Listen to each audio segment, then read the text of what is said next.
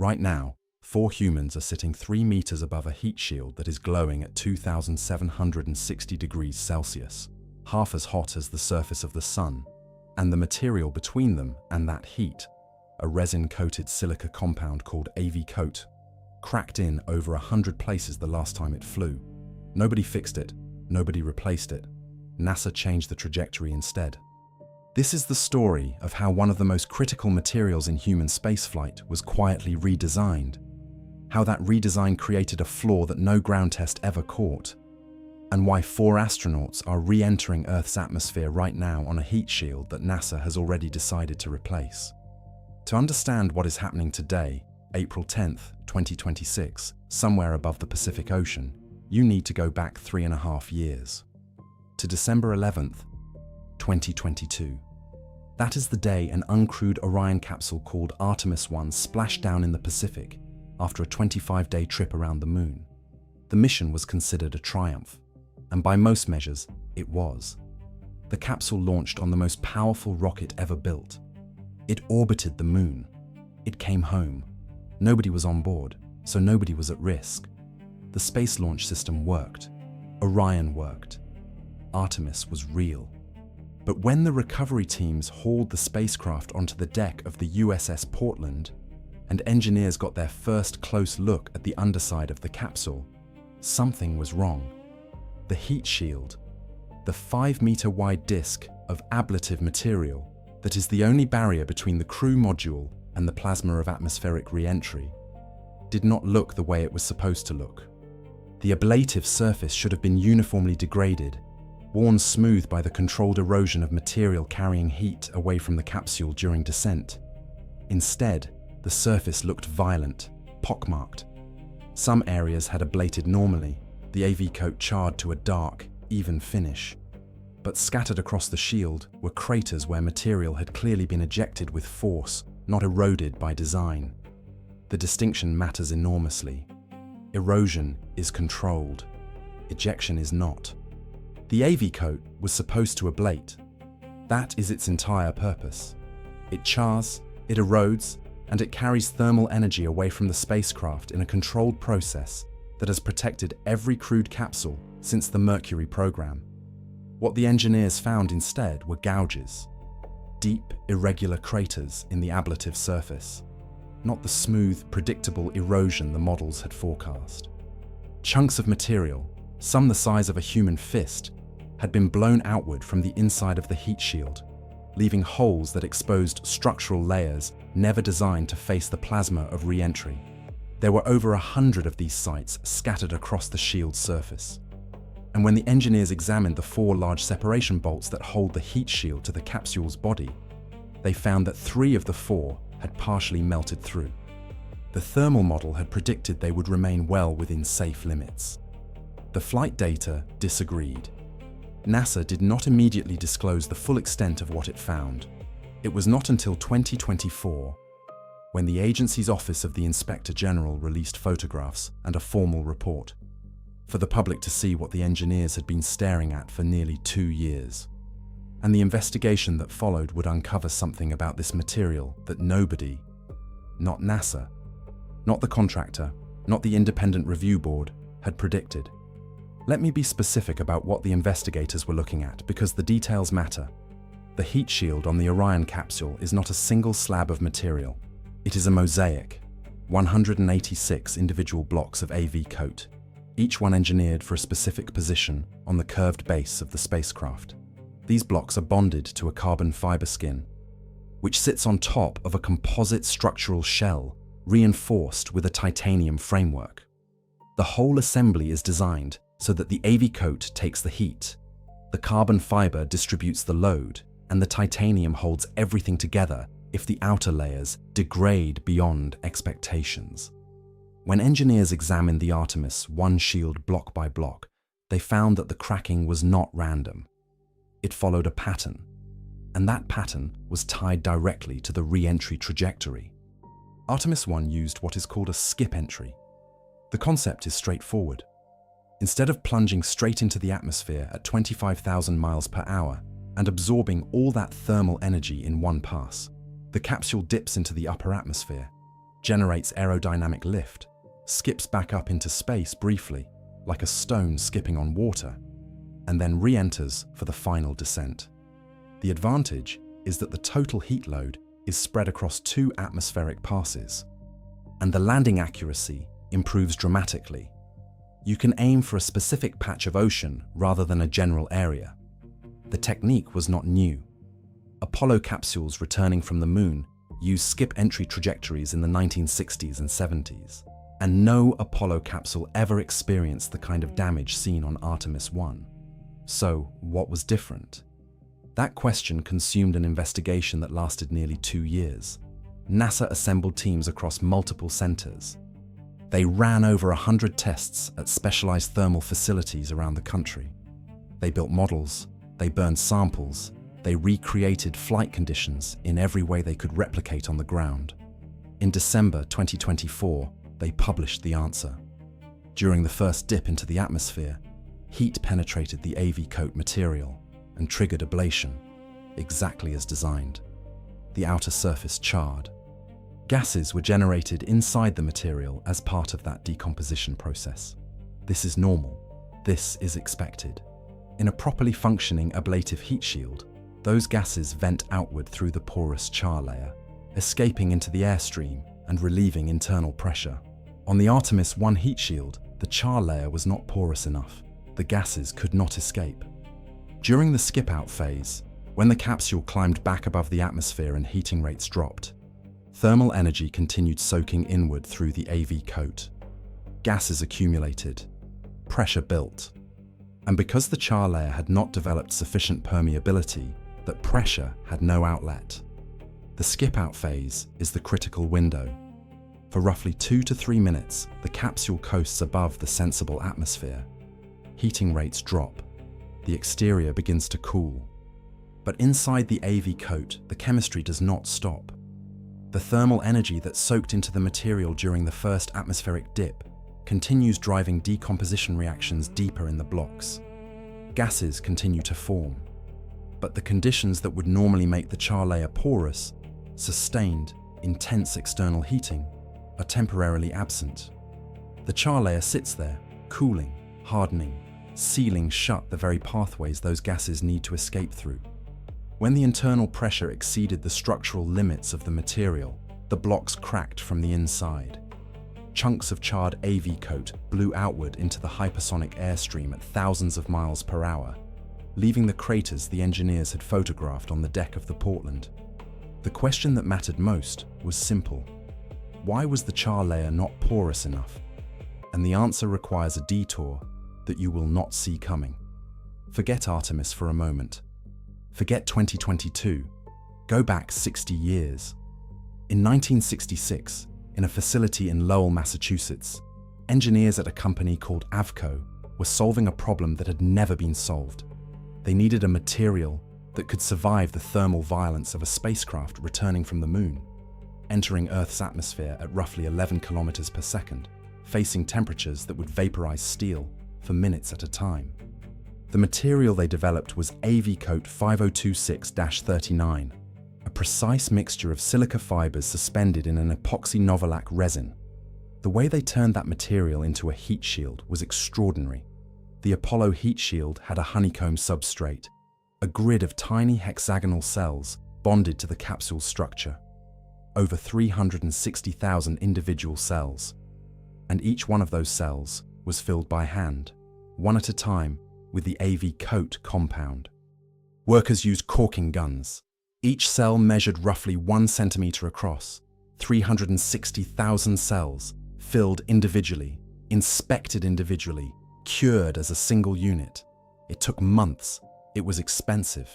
It was labor-intensive beyond anything a modern manufacturing process would tolerate. And it produced a heat shield with a specific property that turned out to be the single most important factor in its performance: permeability. The honeycomb structure, combined with the original AV coat formulation, created a material that, when it charred, developed a porous outer layer through which decomposition gases could escape freely. The gases vented. The pressure never built. The shield ablated smoothly, predictably, and safely. 6 missions to the moon, 6 returns through Earth's atmosphere. Every crew came home. The AV coat worked every single time. Now here is the fact that reframes everything you thought you understood about the Artemis heat shield. The AV coat on Artemis is not the same material. It carries the same name. It uses the same basic chemistry, silica fibers, epoxy novolac resin. But the specific formulation was changed, not because of engineering, because of environmental law. Several chemical compounds used in the original 1960s AV coat were banned after the environmental regulations of the 1970s and 80s. Toxic solvents, hazardous precursors. When NASA needed AV coat for the Orion capsule program in the 2000s, they could not simply order the Apollo recipe. They had to reformulate. The new AV coat met every specification. It passed toxicity requirements. It passed thermal tests. But the reformulation altered the material's microstructure in ways that were subtle and, at the time, considered acceptable. Among the properties affected was permeability, and the manufacturing changed too. Instead of 360,000 honeycomb cells filled by hand, the Artemis heat shield uses approximately 200 large prefabricated blocks of AV coat bonded directly onto Orion's carbon fiber skin. Faster, cheaper, more repeatable. And each block is a continuous slab of material rather than thousands of tiny individual pockets. 2 changes: a reformulated chemistry and a fundamentally different architecture. Same name on the material data sheet. Different behavior at the boundary between life and death. The Apollo engineers understood that permeability was critical. Their honeycomb design inherently promoted it. The new block design and the new formulation, together, produced a material that, under certain conditions, did not develop a sufficiently porous char layer. The decomposition gases had nowhere to go, and no ground test caught it because every ground test was run at heating rates significantly higher than what the capsule actually experienced during the low heating skip-out phase of a lunar return trajectory. At high heating rates, the char forms fast and hot enough to become permeable regardless of the underlying formulation. The flaw only manifests at lower rates. The exact thermal regime of the skip-out that no facility on Earth had properly replicated before Artemis 1 flew. A 60-year-old material, remade for a new century, carrying a vulnerability that only reveals itself in a flight condition no laboratory ever simulated. That is what was underneath 4 astronauts when Artemis 2 launched on April 1st, 2026. So here is the question the investigation left behind. You have a heat shield with a known permeability flaw. You have a crewed mission flying in less than a year. What do you do? If you are thinking the answer is to fix the heat shield, reformulate the AV coat, restore permeability, redesign the block architecture, rebuild the shield from scratch, that is not what happened. The Artemis 2 heat shield is essentially identical to the one that flew on Artemis 1. Same reformulated AV coat, same block construction method, same bonding process to the carbon fiber substrate. NASA did not redesign it. They did not rebuild it. The capsule had already been assembled. The schedule did not allow for a heat shield swap, and the redesign would have taken years. What they changed was the way the capsule comes home. Instead of a full skip entry, the deep atmospheric dip, the climb back into space, the extended coast at reduced heating, and the second dip for final descent. Artemis 2 will use what NASA calls a lofted entry. The difference is in the skip-out phase. The capsule still enters the atmosphere and briefly gains altitude, but the climb is shorter and the coast period is compressed. The heating rate never drops as low as it did on Artemis 1. The idea is to keep thermal conditions intense enough throughout the maneuver that the AV coat's char layer maintains sufficient porosity to vent gases continuously. No extended low heating phase. No time for pressure to accumulate inside the blocks. NASA's thermal protection engineers verified this approach in laboratory conditions. They showed that under the modified trajectory's heating profile, the AV coat material behaves as intended. The char develops permeability, the gases escape. The catastrophic pressure buildup, the cracking, the blown-out chunks, does not occur. or at least not at the scale observed on Artemis 1. NASA has acknowledged that some degree of charring and minor material loss may still occur, but the engineers believe it will remain within structural safety margins. Let me be very precise about what this decision means. NASA did not fix the material. They did not fix the manufacturing process. They altered the flight path to avoid the specific thermal conditions under which the known flaw manifests. The shield is the same shield. The fire it must survive is the same fire. The path through that fire is different. For the 4 astronauts strapped into Orion, the difference between a skip entry and a lofted entry is subtle but physical. The deceleration profile shifts. The G-forces are distributed differently across the 13-minute descent. They will feel the capsule shudder as it first bites into the atmosphere. A brief period of relative quiet during the shortened loft. And then the final plunge, pressing them into their seats at up to 4 Gs as the spacecraft decelerates from nearly 11 kilometers per second to something the parachutes can manage. The whole time, less than 3 meters below their feet, the AV coat is burning. And there is a second layer of assurance. Beneath the AV coat blocks sits the composite structure, carbon fiber bonded to a titanium skeleton. NASA ran thermal and structural analyses showing that even in a worst-case scenario, even if every AV coat block were completely stripped away during re-entry, the titanium-reinforced composite base could withstand the thermal loads for long enough to protect the crew cabin. The astronauts would survive. That analysis is not theoretical. It is the engineering argument that allowed the final flight readiness review to approve putting 4 humans on top of a heat shield that everyone involved acknowledges is less than ideal. A trajectory change to manage a known flaw, and a structural backup to catch the failure if the trajectory change is not enough. 2 safety nets, neither of which addresses the root cause. Not everyone agrees that 2 safety nets are enough. Ed Pope is an advanced materials engineer who has spent his career studying how thermal protection systems behave at the boundary between survival and structural failure. He has worked with ablative materials across multiple programs. When NASA released the photographs of the Artemis 1 heat shield, the 100+ crack sites, the blown-out material, the melted bolts, his reaction was immediate and unequivocal. "When I saw those pictures," Pope said, "I knew this whole design is wrong." Pope's objection is not primarily about the trajectory change. His argument goes deeper.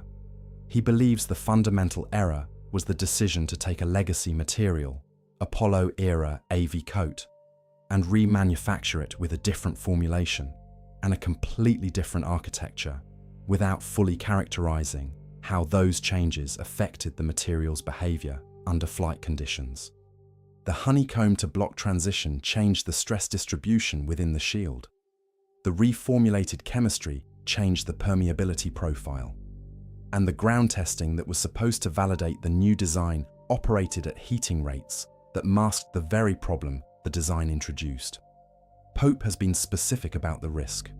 When pressed, he estimated the probability of a heat shield failure on Artemis 2 at somewhere between 1 in 5 and 1 in 50. Think about that range for a moment. At the optimistic end, it is 1 in 50, roughly 20 times higher than NASA's typical safety threshold for loss of crew, which is 1 in 270 for the overall mission. At the pessimistic end, 1 in 5, it means Pope believes there is a 20% chance the heat shield fails in a way that threatens the crew. He is not alone in his concern. In March 2026, 1 month before the launch, the writer and technologist Maciej Cegłowski published a detailed essay titled "Artemis 2 is not safe to fly." The essay documented the heat shield investigation, the trajectory change, and the institutional decision-making process with unusual precision. And it drew a comparison that resonated far beyond the space community. The reasoning patterns surrounding the Artemis heat shield, Cegłowski argued, bore structural similarities to the reasoning that preceded both the Challenger and Columbia disasters. Not the specific technical failures, the organizational dynamic. The tendency to build models that justify a desired outcome rather than confronting the full uncertainty of a known problem. NASA pushed back. The agency pointed to 2 years of investigation, over 100 tests, and the independent review panel's concurrence that the modified trajectory provided adequate safety margin. NASA Administrator Jared Isaacman, himself a former commercial astronaut who flew 2 SpaceX missions before leading the agency, reviewed the analysis in January 2026. "We have modified our re-entry profile," Isaacman said. "We have regained margin to safety, and I feel very good about that with Artemis 2. The crew was briefed on the complete history. Reed Wiseman, Victor Glover, Christina Koch, and Jeremy Hansen, all experienced test pilots and astronauts, were given the investigation findings, the risk assessments, and the mitigation strategy. They accepted the risk. Wiseman, the mission commander, reportedly told the review board that he had full confidence in the engineering team's analysis. And on April 1st, 2026, Artemis 2 launched. There is one more detail, and it is the one that makes this entire story difficult to set down.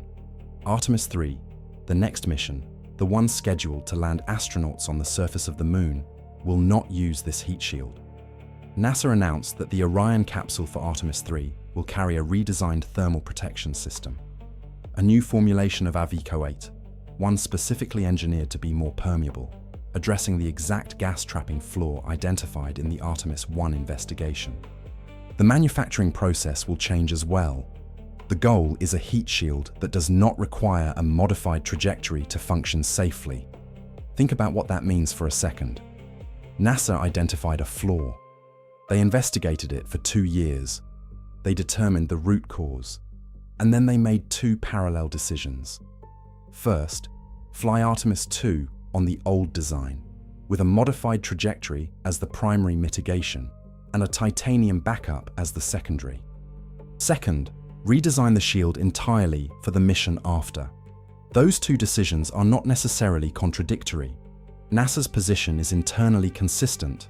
The trajectory modification provides adequate margin for a lunar flyby mission, and the redesigned shield will provide greater margin for the more demanding lunar landing mission. Both can be true at the same time. But there is a question that lingers in the space between those 2 truths. And it is the kind of question that does not have a clean engineering answer. If the redesigned heat shield is the correct solution, the one NASA chose to invest years and hundreds of millions of dollars to build for Artemis 3, what does it tell you about the version that is falling toward the Pacific Ocean right now? Is it a calculated risk, supported by rigorous analysis and accepted by a crew that understood the stakes? Or is it a schedule-driven compromise? Dressed in the language of engineering confidence, carrying 4 people through the most violent 13 minutes of the mission on a design that everyone agrees will be retired after today. Right now, as you are listening to this, the Orion service module has already separated. The capsule is on its own. There is no abort system. There is no escape. At approximately 7:53 p.m. Eastern, the spacecraft will hit Earth's upper atmosphere at 400,000 feet, traveling at 25,000 miles per hour. For the next 13 minutes, the reformulated AV coat, the version with the known permeability flaw, the version that cracked in over 100 places on its only previous flight, the version that NASA is already replacing, will face 2,760 degrees Celsius. Every sensor on that heat shield is recording, every thermal profile, every pressure reading, every stress measurement. When the capsule splashes down off the coast of San Diego and is hauled aboard the USS John P. Murtha, engineers will remove the shield and examine it the same way they examined the Artemis 1 shield 3.5 years ago, and the data will answer questions that 100 ground tests could not. Whether the lofted trajectory was enough, whether the titanium framework was ever truly at risk, whether Ed Pope's estimate was too pessimistic or not pessimistic enough, and whether a 60-year-old material, remade for a new era with new chemistry and new architecture, can still bring people home from the Moon, or whether the version that worked 6 times in the 1960s was the only version that ever truly could. Thanks for watching, and I'll see you in the next one.